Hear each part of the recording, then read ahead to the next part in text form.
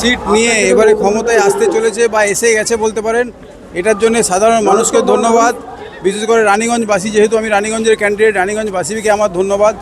তার সাথে সাথে আমি আমাদের কর্মীদেরকে একটা বার্তা দিতে চাই যে 2021-এর পাপের ফল তৃণমূল কংগ্রেসকে ভুগতে হলো। তো আমি আমাদের কর্মী আছে বা আমাদের যারা পদে আছে বা যারা আমাদের বিজেপির সাথে জড়িয়ে আছে, তাদেরকে আমি অনুরোধ করব যে তারা শান্তি শৃঙ্খলা বজায় রাখবেন, কোনো রকমভাবে কোনো প্ররোচনায় পা দেবেন না এবং কোনো আইন নিজের হাতে তুলে নেবেন না।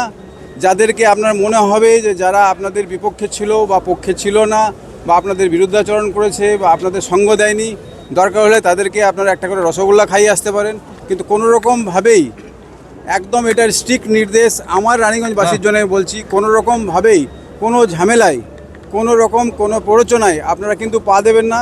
যদি আপনারা এটাতে করেন বা এই প্ররোচনার মধ্যে ঢোকেন বা কোনো ঝামেলা যদি জড়ান, পার্টি কিন্তু তার দায়িত্ব নেবে না। বিভিন্ন জায়গায় কিন্তু পার্টি অফিসে আগুন লাগানো হয়ে গেছে, ভাঙচুর হয়ে গেছে, বোম ফুটে। দেখুন কোথায় কি হয়েছে সেটা আমি জানি না, আমার এখনও সার্টিফিকেট নিইনি। তার জন্যে আমি বেরিয়ে এলাম পারমিশন নিয়ে যে প্রেসকে কিছু বলার আছে। অ্যাট এ গ্ল্যান্স সব মানুষকে জানাতে গেলে একমাত্র প্রেসই হচ্ছে মাধ্যম, ফোন করে বলা সম্ভব নয়।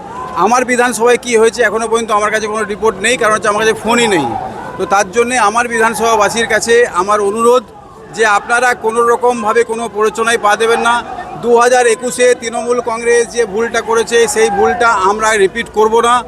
আমরা মানুষের সাথে আছি এবং সাধারণ মানুষ যারা অন্য পলিটিক্যাল পার্টিও করে তারাও আমাদেরকে আজকের দিনে ভোট দিয়েছে বলে এই বিপুল সংখ্যক ভোট আমরা পেয়েছি। তার জন্য আপনাদের কাছে আপনাদের মাধ্যম দিয়ে যারা আমার এই বক্তব্য শুনছেন তাদেরকে আমি অনুরোধ করব যে আপনারা কোনো রকমভাবে, কিন্তু আমার বিধানসভার ক্ষেত্রে আমি দায়িত্ব নিয়ে বলছি যে কোনো রকম ঝঞ্ঝাটের মধ্যে ঝামেলার মধ্যে জড়াবেন না। যদি জড়ান, পার্টি তারা এন্ডোর্স করবে না, পার্টি তার দায়িত্ব নেবে না, আপনাদের নিজের দায়িত্বে চলতে হবে।